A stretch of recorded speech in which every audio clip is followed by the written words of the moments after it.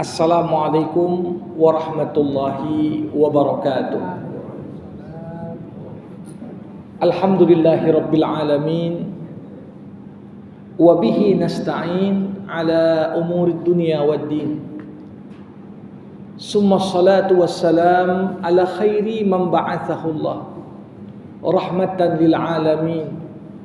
Sayyidil anbiya'i wal mursalin Rasulullah Muhammad sallallahu alaihi wasallam wa ala alihi wa ashabihi ajma'in.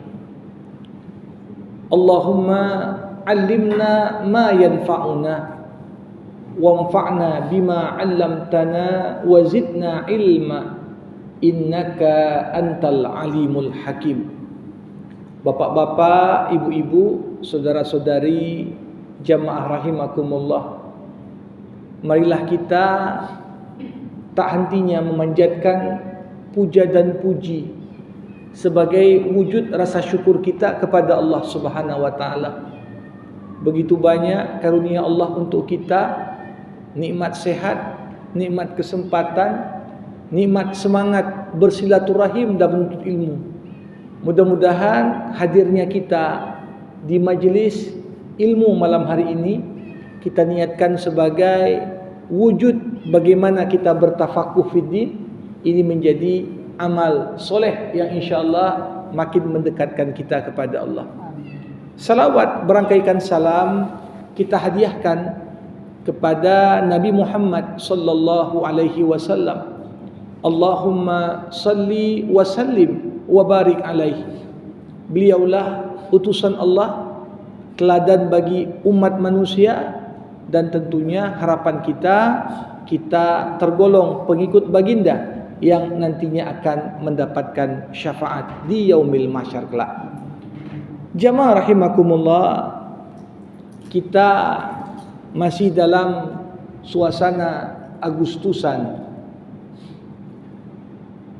Ini istilah Agustusan sering sekali disematkan sebagai momen kita memperingati hari kemerdekaan negara kita yang jatuh pada tanggal 17 Agustus 1945. Walaupun kadang-kadang kita jarang mengucapkan Ramadanan.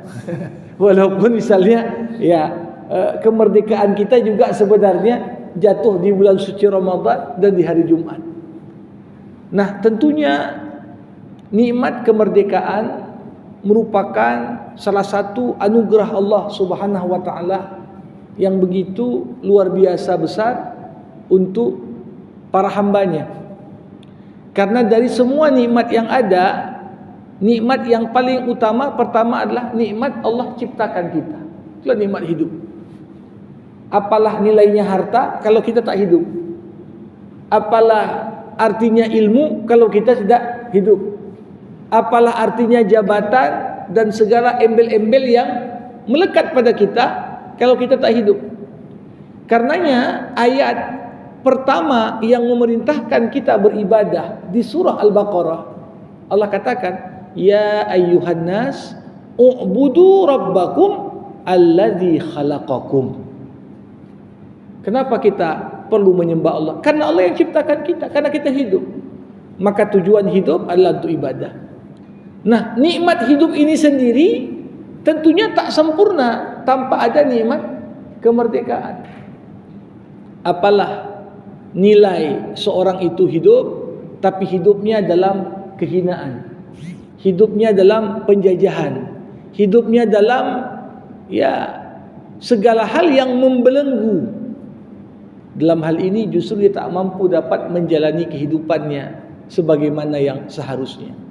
Maka Islam memandang hak merdeka dan hidup lepas dari segala belenggu penjajahan ini bagian pada dasarnya dari hak asasi manusia yang dengannya Allah Subhanahu wa taala ciptakan para hambanya membawa sejak lahir sifat-sifat tersebut. Makanya kalau kita lihat jauh sebelum Abraham Lincoln dengan deklarasi universal hak asasi manusianya. Umar bin Khattab, murid Rasulullah SAW, pernah mengucapkan kata-kata yang pantas ditulis dengan tinta emas. Ketika Umar berkata, jauh ya sebelum Abraham Lincoln, beliau katakan, matasta'badtumun nas waqad waladatkum ummahatukum ahrara. Sejak kapan manusia itu diperbudak, manusia itu dijajah, manusia itu dibelenggu, padahal setiap orang keluar dari rahim ibunya dalam kondisi merdeka. Nah, ini tentunya ya kita yang memperingati dan mensyukuri nikmat kemerdekaan ini tidak bisa lepas tentunya sebagaimana yang tertulis di pembukaan Undang-Undang Dasar, atas berkat rahmat Allah Subhanahu wa taala. Selain ada ikhtiar dari para generasi pejuang dulu, tapi kalau perjuangan itu tidak sejalan dengan kehendaknya Allah, seperti selalu dikatakan dalam Al-Quran, wa ma tasyauna illa ayyasha Allah.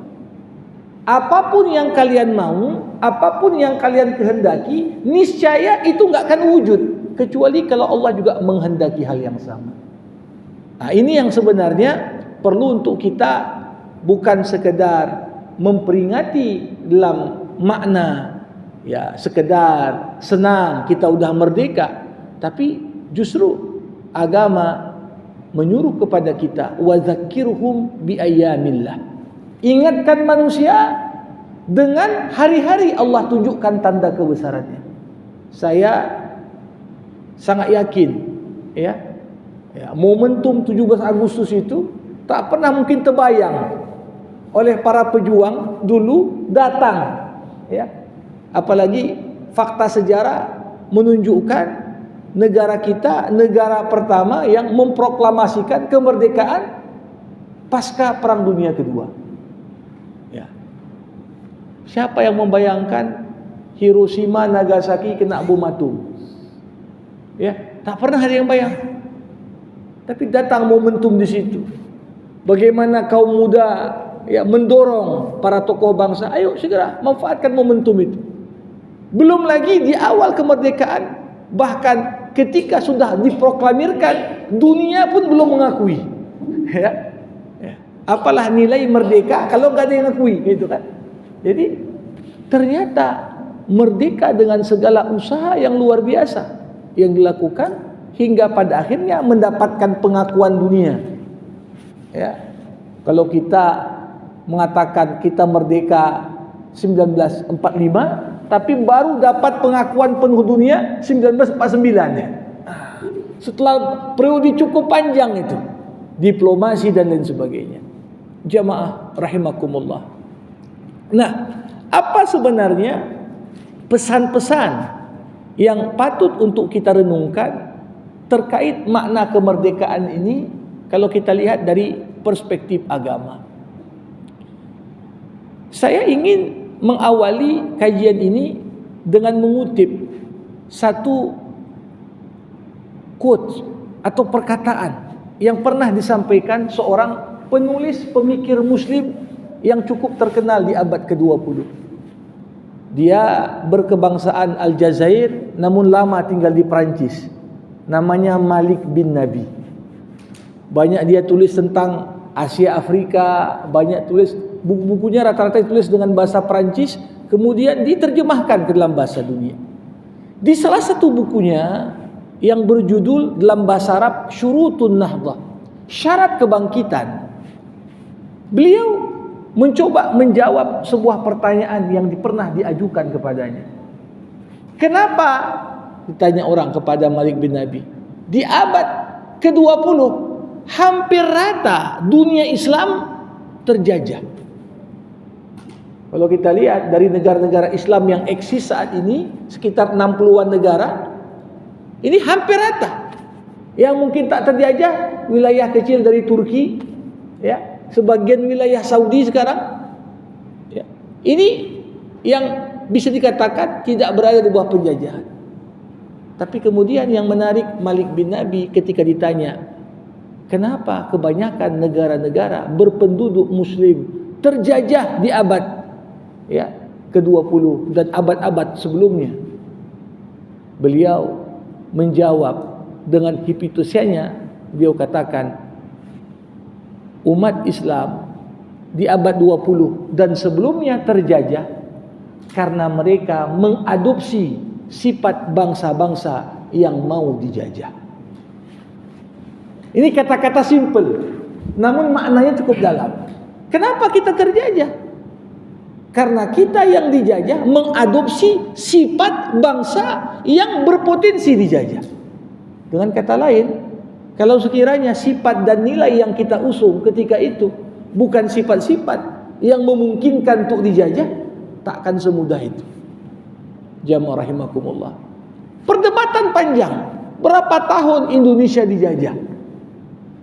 Ada yang bilang 3,5 abad Belanda jajah, 3,5 tahun Jepang menjajah.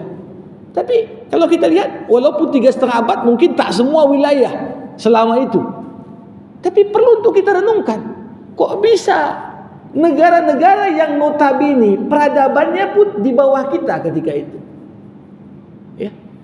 Mungkin dari sisi keseniannya, budayanya, cara masaknya, ini jauh sekali. Peradaban Nusantara ini cukup tinggi di masanya. Tapi bagaimana? Negara yang kecil, bahkan banyak hasil bumi Indonesia itu yang untuk membuat dam-dam yang ada di Belanda. Kok bisa negara Belanda yang kecil ini menjajah? Berapa persen rupanya tentara Belanda itu dibawa kemari untuk menjajah kita? Tapi disinilah kita melihat apa yang disampaikan Malik bin Nabi kemudian mendapatkan pembenarannya. Kenapa kita dijajah? Karena di momen itu justru bangsa kita mengadopsi sifat-sifat yang dengannya kita mudah dijajah. Jamaah rahimakumullah. Pertanyaannya, apa aja sifat-sifat yang membuat kita mudah dijajah? Tentunya kalau dari sisi agama ada banyak sekali hal-hal yang Nabi Muhammad SAW sebenarnya udah peringatkan kita jauh-jauh hari. Sifat-sifat tercela ini kalau ada pada individu bisa membuat individu itu terjajah oleh nafsunya. Kalau ada pada suatu masyarakat atau bahkan ada pada suatu komunitas, membuat komunitas itu mudah dikendalikan oleh pihak yang lain. Yang pertama tentunya sebab utama penjajahan ada di sisi ini adalah karena bagaimana di momen itu bangsa yang besar, bahkan luas ini wilayahnya, bisa dikatakan begitu mudah untuk diadu domba dan diprovokasi. Ya. Jadi kalau dilihat dalam buku-buku sejarah ini sampai ada istilah, ada Belanda putih, ada Belanda hitam. Kenapa? Ada yang mau istilah dimanfaatkan, diiming-iming dengan uang yang tak seberapa, kau diangkat sebagai punya pangkat tertentu, kemudian dia justru diperalat untuk memukul sesama bangsanya sendiri. Nah, makanya kalau kita lihat salah satu poin sifat bangsa yang mudah terjajah ini diulang-ulang banyak dalam ayat Quran. Wala tanaza'u fatafshalu wa tazhaba rihukum. Jangan kalian berselisih. Gara-gara berselisih fatafshalu, kalian gagal untuk bersatu dan menyatukan kekuatan.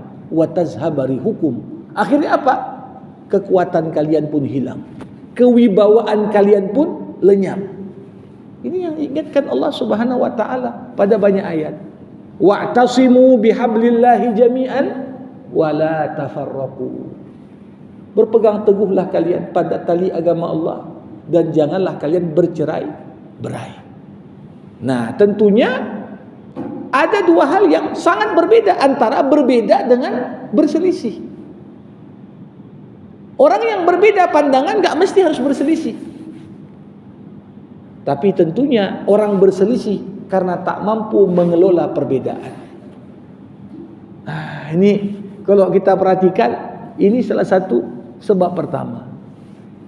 Coba bayangkan Bapak Ibu, Rasulullah jauh-jauh hari memang sudah katakan terhadap umat Islam ini, bagaimana orang-orang Yahudi akan terpecah jadi 71 kelompok.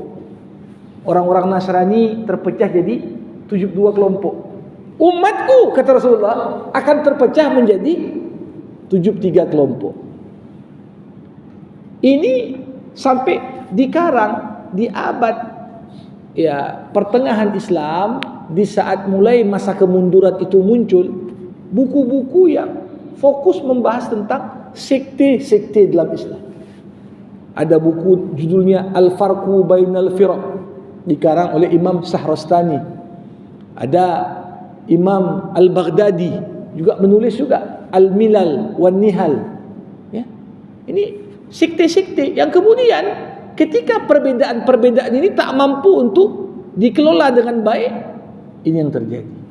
Bahkan apa yang menimpa umat Islam di abad ke-20, abad 19, abad 18 itu dah pernah terjadi sebelumnya, yang membuat hilangnya eksistensi Islam di Andalusia Spanyol yang sebenarnya sudah bertahan sampai 500 mendekati 600 tahun di sana. Ya. Satu persatu negara-negara kecil itu diadu domba, dilaga. Granada lawan Tulaitila, kemudian antara satu kerajaan-kerajaan kecil hingga ketika benteng umat Islam yang paling terakhir yang ada di Granada itu ditangisi runtuhnya peradaban Islam di Spanyol, Portugis, yang bertahan sebenarnya sampai 600 tahunan. Ketika habis, menangislah sang raja ketika dia menjadi bagian dari permainan para musuh yang mengadu domba antar sama muslim yang lain. Ketika itu ibunya dalam sejarah mengatakan, silahkan kau tangisi kekuasaan yang tak mampu kau pertahankan, padahal sudah berakar Islam di sana selama 600 tahun lebih. Nah, ini salah satu hal yang perlu untuk kita lihat. Perjuangan kedaerahan di Indonesia ini sudah banyak. Dari mulai Aceh, Teku Umar, Cutnya Aden banyak, hampir semua daerah ada pahlawan daerahnya. Tapi yang kemudian baru bisa mendekatkan kita kepada hasil memetik buah kemerdekaan justru ketika perjuangan itu sudah berskala nasional. Antar suku-suku yang berbeda merasa ada senasib, sepenanggungan. Walaupun beda sukunya, beda bahasanya, tapi lewat Sumpah Pemuda lahir satu kekuatan. Kenapa? Persatuan. Nah, tentunya mempertahankan kemerdekaan ini dari sisi agama juga sangat bergantung sejauh mana kita mampu tetap menjaga nilai-nilai persatuan ini. Wala tanaza'u fatafshalu wa tazhaba rihukum. Jangan kalian berselisih sehingga kalian gagal bersatu dan hilanglah kewibawaan kalian. Jamaah rahimakumullah. Di sisi yang lain, apa sebab yang paling utama yang membuat satu bangsa sangat berpotensi dijajah? Kalau dalam bahasa agama, musuh pertama yang mendukung penjajahan itu adalah kebodohan. Kebodohan. Makanya ada ungkapan dalam sebuah hadis, al-jahlu a'da'il insan. Kebodohan itu adalah musuh utama manusia. Kenapa? Seorang yang bodoh kadang-kadang karena kebodohannya dia bisa mencelakakan dirinya apa yang tak mampu dibuat oleh musuhnya. Maka dari itu, berapa banyak kita temukan hadis-hadis Rasulullah mengingatkan, Allahumma inni a'udzubika minal ajizi wal kasal wa minal jubni wal bukhul wa minal jahli. Rasulullah minta perlindungan, ya Allah, janganlah kami masuk dalam kelompok orang-orang bodoh.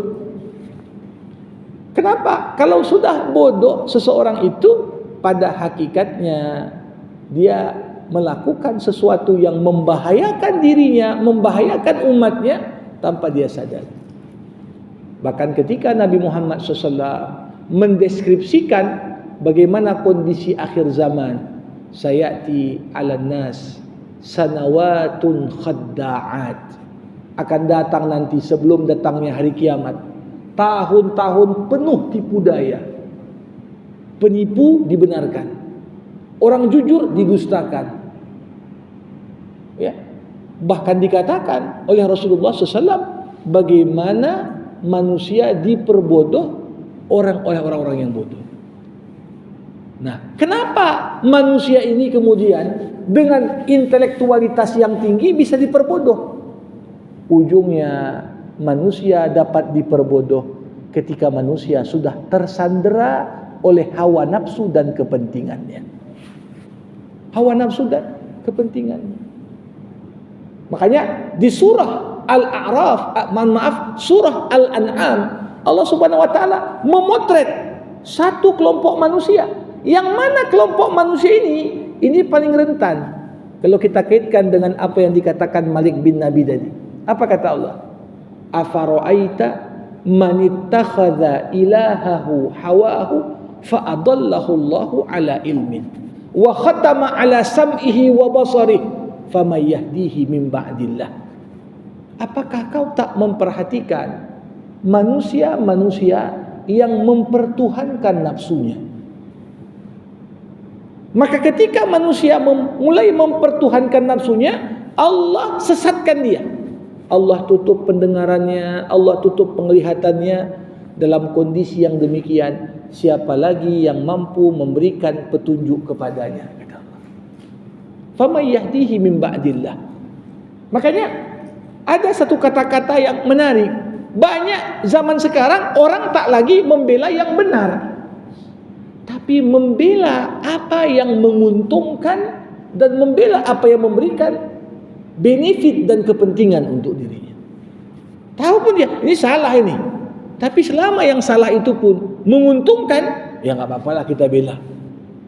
Inilah yang kalau dalam peradaban zaman sekarang orang sebutkan sebagai era post-truth, era pasca kebenaran, di mana yang diperjuangkan bukan lagi sekedar nilai-nilai yang benar, tapi lebih dari itu, apa nilai pragmatisme, kepentingan, yang mungkin kemudian dibawa.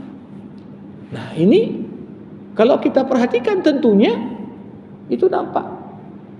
Kalau di masa dulu bagaimana diangkatlah pejabat-pejabat daerah di masa kolonial dari bangsa sendiri, dari kita sendiri, diberikan jabatan, tapi tetap posisi tertinggi orang-orang Belanda. Begitu juga. Nah, apa tujuannya? Justru dengan iming-iming dan balasan yang enggak seberapa, dilakukanlah, kau pertahankan. Seakan-akan bertahannya kekuasaan Belanda atau pihak kolonial ketika itu, itulah yang terbaik bagi dia. Bahkan berapa banyak tercatat dalam sejarah ketika Indonesia merdeka, ini para jongos-jongos ini pun ikut berangkat juga balik ke Belanda dia. Tidak di sana sebagai tanah airnya, tidak pula dia berketerima lagi. Nauzubillah. Jadi sejarah tentunya terus berulang mengajarkan. Ini yang namanya sunnatullah dalam kehidupan. Bapak Ibu, jamaah rahimakumullah. Nah, yang ketiga, tentunya ini juga salah satu potensi besar yang dapat membuat kita ini dikatakan Malik bin Nabi ini terjajah. Kenapa bangsa ini terjajah? Salah satu sebabnya adalah karena kebodohan melahirkan kemiskinan.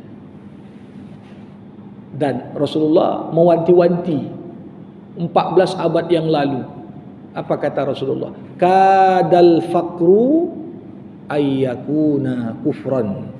Hampir saja kemiskinan mengantarkan kepada kekufuran. Kalau orang udah miskin, dia tidak akan memikirkan nilai-nilai yang agung. Yang orang miskin diajak sholat pun, yang penting makan dululah katanya. Ya, takkan pikir jadi nilai agung, nilai-nilai suci, nilai-nilai perjuangan itu jarang sekali. Maka sering sekali tentunya yang terjadi adalah ya makin banyak orang-orang yang jatuh di bawah garis kemiskinan, makin mudah dimurtadkankah, dijauhkan dari agamanya kah? Bapak Ibu jamaah rahimakumullah, maka disinilah bagian dari napak tilas dan mensyukuri nikmat kemerdekaan yang ada. Dengan kondisi yang kita hadapi saat ini, bagaimana kemudian kita mampu mempertahankan spirit kemerdekaan yang esensinya adalah mencoba memproteksi dan melindungi diri dari segala sifat-sifat yang berpotensi membuat kita kembali menjadi kaum ataupun kelompok ataupun bangsa yang terjajah. Karena kalau zaman sekarang ini kan penjajahan pun udah model baru. Kalau dijajah secara militer, sampai kapanpun yang dijajah akan benci kepada yang menjajah. Tapi seperti yang sering diistilahkan, penjajahan model baru ini namanya penjajahan pemikiran. Makanya ada istilah ghazwul fikri, diinvasi pemikiran. Ya. Dan ini kalau kita lihat realita bagaimana kondisi yang terjadi saat ini, walaupun kita tak menggeneralisir, namun tentunya ada banyak sekali alarm pengingat bahwasanya kondisi mempertahankan kemerdekaan itu sendiri ya tidak dalam kondisi baik-baik saja sebenarnya. Jamaah rahimakumullah, 79 tahun usia Republik ini enggak bisa dibilang muda, tapi tak bisa juga dibilang tua.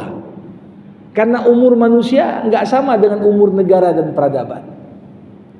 Kalau manusia usia 60, dosen 65 dah pensiun dia. Ya. Tapi usia negara, peradaban ini bahkan Ottoman sebelum runtuh itu usianya hingga mendekati 700 tahun. Negara Umayyah II di Andalusia itu hampir 400 tahun berkuasa. Cukup panjang. 79 tahun tentunya nggak bisa kita bandingkan dengan 700 tahun. Tapi tentunya ini sudah cukup, artinya menggambarkan perjalanan cukup panjang. Satu hal yang tentunya menarik, Umar bin Khattab pernah berkata, tidak akan tahu indahnya Islam orang yang tak pernah tahu bejatnya jahiliyah. Ini kata-kata Umar. Nah, sekarang apa yang perlu kita pahami dalam konteks ini? Tidak akan sadar dan menyadari nikmatnya kemerdekaan orang-orang yang kadang-kadang nggak pernah merasakan penjajahan. Berarti yang hiduplah dari warga Indonesia yang 270-an juta, yang umurnya di atas 80 tahun sekarang, ini berapa persen? Kira-kira gen Z, gen Alpha, ini tahu nggak bagaimana tentang penjajahan model lama, model baru, dan tentunya di sini tanpa ada kesadaran, tanpa ada kewaspadaan, tanpa ada nilai keimanan yang kuat. Nah, ini sebagai bagian dari pegangan kita bersama untuk tetap mempertahankan warisan kemerdekaan yang kita terima dari para pendahulu kita. Bapak Ibu yang dimuliakan Allah, maka dari itu ya selalu kita katakan, gimana meraih prestasi lebih mudah dari mempertahankan prestasi. Walaupun merdeka itu sulit, tapi mempertahankan kemandirian dan kemerdekaan itu jauh lebih berat dibandingkan sekedar meraihnya. Ya. Jadi mandiri ekonominya, politiknya, budayanya, ya, keseniannya, ya, sedikit demi sedikit tanpa kita sadari orang udah lebih hafal anak-anak muda ini joget Korea dibanding tari-tari daerah. Ya. Banyak di kalangan generasi penerus ya justru korban dari perang pemikiran tadi. Muncul kadang-kadang merasa inferior ketika dia makan getuk, sebelahnya ada pizza. Nah, seakan-akan yang makan pizza ini maju, tanda modern, yang makan getuk ini tanda terbelakang. Ini tanpa kita sadari mulai. Ya, padahal tentunya salah satu kunci terbaik mempertahankan kemerdekaan adalah ketika kita sadar akan jati diri dan identitas kita. Makanya Islam ini jadi faktor penting dalam mempertahankan kemerdekaan. Kenapa saya katakan demikian? Doktrin orang mati syahid datangnya dari Islam, bukan dari agama lain. Yang kedua, Islam ini yang dari awal memang menguatkan jati diri. Ya, saat orang Yahudi puasa, Nabi Muhammad, oke, kita puasa juga, tapi kita puasanya 2 hari, jangan sama orang Yahudi gitu. Jadi ada ditanamkan dalam Islam jati diri. Bahkan kita lihat Islam dengan agama paling luas tersebar tidak menghilangkan identitas dan keistimewaan masing-masing daerah. Muslim Cina dengan Muslim Turki ada yang sama, tapi ada juga yang beda. Bukan berarti dihapus identitas kecinaan dia atau keturkian dia atau kenusantaraan dia. Walaupun di sisi lain mana yang berkaitan dalam konteks nilai-nilai Islam itu tetap sama stempelnya dimanapun dia berada, karena sumbernya adalah wahyu dan tuntunan dari Allah Subhanahu wa Ta'ala. Ya, kita berharap mudah-mudahan cita-cita Indonesia emas, ya, sekarang banyak diplesetkan Bapak Ibu, bukan Indonesia emas, ya, Indonesia cemas. Gara-gara ya fakta-fakta. Satu sisi saya baru 2 hari yang lalu memberikan ceramah juga, ya, seorang ya membeberkan fakta yang cukup miris ketika dia sampaikan pada saya, ya Ustadz, ini banyak diprotes ketika pemerintah mulai ya mau mensosialisasikan alat kontrasepsi ke sekolah-sekolah. Ya, padahal realita dan fakta dikatakan yang bersangkutan itu khususnya di beberapa provinsi di Pulau Jawa ini sangat banyak anak-anak sudah kenal seks bebas, bahkan di wilayah yang mayoritas Muslim. Bahkan dia buka fakta di provinsi Sumatera Utara, data-data yang ada, kebetulan memang beliau bagian dari pemerintah, sampaikan angka incest. Ini sesuatu yang mungkin kita kalau tak tahu datanya kita anggap masih baik-baik saja.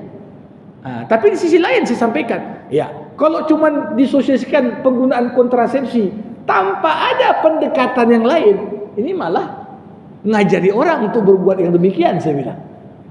Tentunya di sini perlu ada pendekatan holistik yang lebih komprehensif.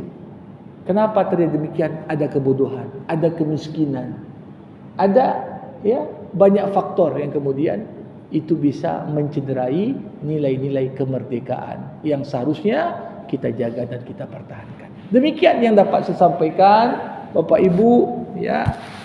Selamat dirgahayu ya negeri kita. Semoga Allah Subhanahu wa Ta'ala jadikan negeri ini negeri yang aman, sejahtera, makmur, begitu juga negeri-negeri umat Islam lainnya.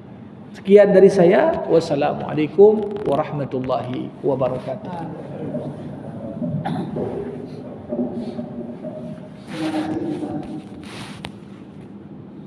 Kepada kita yang hadir diberikan waktu sehubungan dengan topik maupun di luar yang disampaikan oleh Ustaz. La ilaha illallah. Bro Sumono membuka. Silakan Bro. Breaking. Waalaikumsalam warahmatullahi wabarakatuh.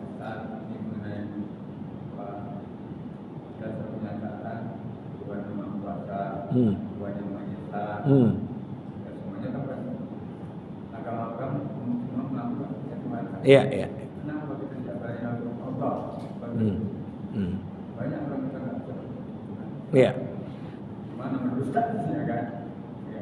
Kita harus berani kan? Iya. Kalau mau mencipta. Iya. Berustaz,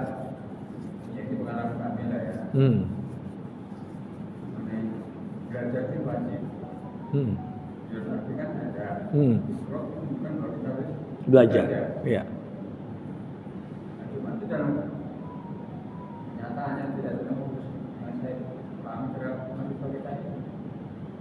Lebih banyak mahasiswa kita yang nggak tahu daripada mereka. Ya. Saya nggak tahu loh. Dan kelas saya itu yang lebih banyak yang baik daripada mereka.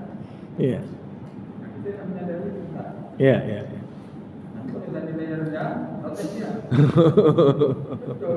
Protesnya apa? Saya sudah rajin masuk dan hadir. Iya, iya. Kemudian apa? Juga dikerjakan. Tapi dia nol. Iya, iya. Terus yang banyaknya. Iya. Tapi ini tugas kita. Betul. Tugas kita. Betul. Mana yang kerjaan ini? Iya, iya. Karena dosen kita juga ada juga yang kamu tahu, Ustaz. Saya bukan apa, tapi ya. Iya, iya. Iya, iya, iya. Karena kadang masuk satu imam ini tidak kuat pula. Iya. Jadi kita juga yang harus. Iya, iya, iya. Cuman yang saya bicara. Iya, iya, iya. Mungkin dari awal juga ya. Dulu kan kita sudah sekolah pagi itu di sekolah umum, kita sore kan sekolah di madrasah. Iya. Kan itu Ustaz kan. Iya, iya. Betul mengenai itu. Iya. Jadi menurut saya tanggung jawab kita Ustaz. Betul. Kita harus kita juga. Iya, iya, iya, iya.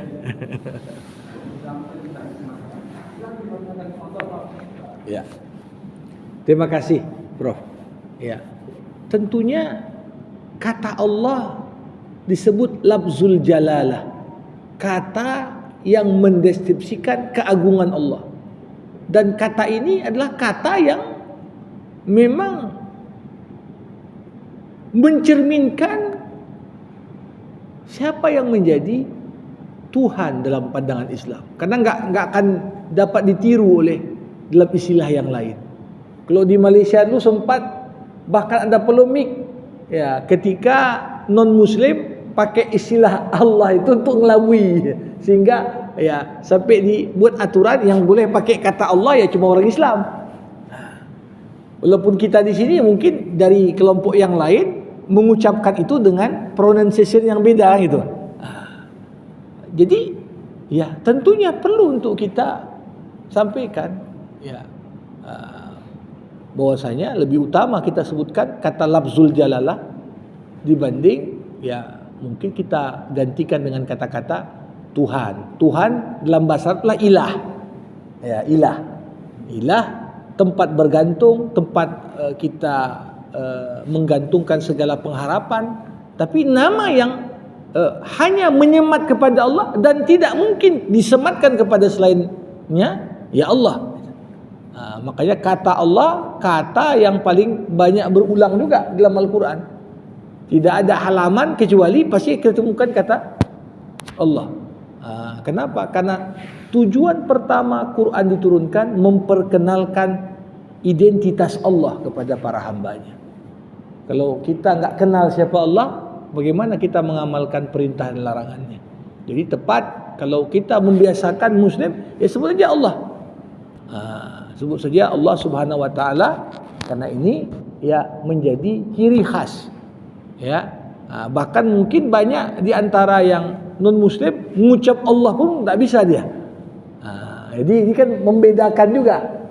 Karena kadang-kadang kita bahkan nama pun sekarang agak payah kita bedakan. Ini namanya Sofyan, kita pikir ini Muslim nih, rupanya enggak, kan?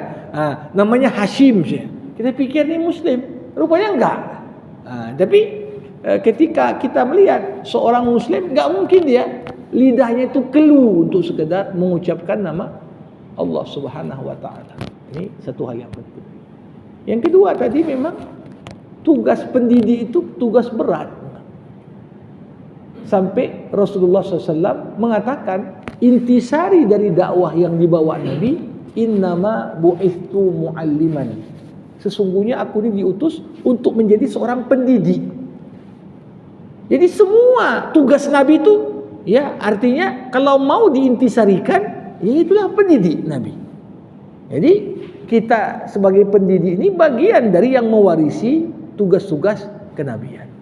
Makanya dikatakan Nabi, seorang pendidik itu bukan yang berkata kasar atau yang pandai sekedar mukul saja, tapi salah satu syarat penting dalam mendidik ini ya sabar tadi. Coba kita lihat bagaimana di zaman Nabi dulu ada Arab Badui, mohon maaf, buang air kecil di masjid. Kawan-kawan yang lain mau mukuli Badui itu, tapi Rasulullah dengan tenang, sabar. Kenapa?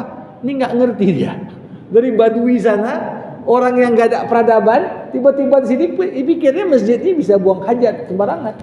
Tapi begitu Nabi Muhammad dengan sentuhan kasih sayang, dia paham ya objek ajarnya itu gimana, apa kebutuhannya, apa yang terjadi ya, sampai yang diajarkan tadi orang Badui itu berdoa, ya Allah rahmati aku, rahmati Muhammad, yang lain gak usah rahmati gitu kan. Saking palak dia kepada yang lain, karena mungkin pendekatan niatnya memang mau mendidik, tapi ketika hilang unsur kelemah lembutan, kesabaran ya, sampai Musa pun ketika disuruh untuk mengajar dan mendidik Fir'aun, apa kata Allah?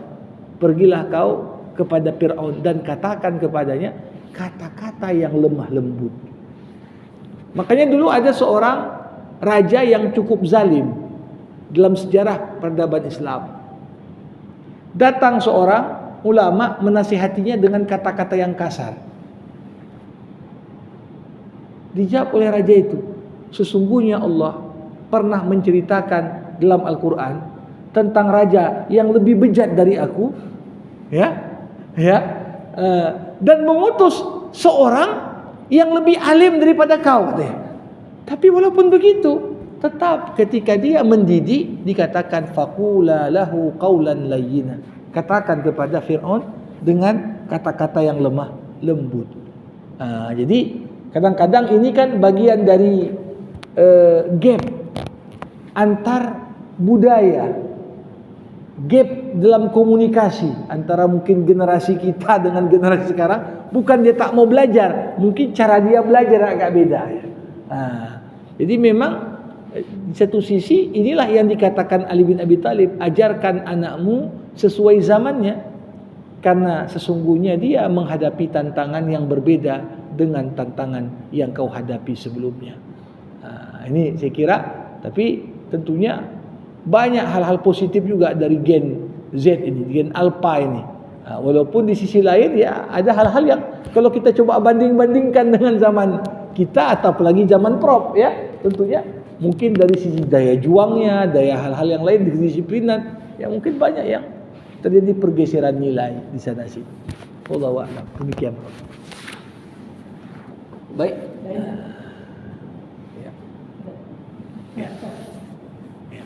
Baik, Bapak Ibu rahimakumullah, mari sama kita tutup majelis ini dengan doa. Alhamdulillahirabbil alamin, hamdan yuwafi ni'amah wa yukafi'u mazidah. Ya Rabbana lakal hamdu kama yanbaghi li jalali wajhikal karim wa li 'azimi sultanik. Allahumma salli ala sayidina Muhammad wa ashghilidh dhalimin bidh dhalimin wa akhrijna min bainihim salimin. Allahumma 'allimna ma yanfa'una wanfa'na bima 'allamtana wa zidna ilma innaka antal alimul hakim.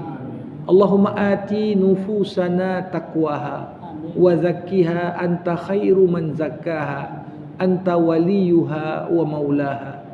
Allahumma habbib ilayna al-iman wa zayyinhu fi qulubina wa karrih ilayna al-kufra wal fusuqa wal isyan waj'alna minar rasyidin. Rabbana atina fid dunya hasanah wa fil akhirati hasanah wa qina adzabannar. Wa sallallahu ala sayidina Muhammad wa ala alihi wa sahbihi ajma'in walhamdulillahi rabbil alamin. Terima kasih, mohon maaf. Wassalamualaikum warahmatullahi wabarakatuh.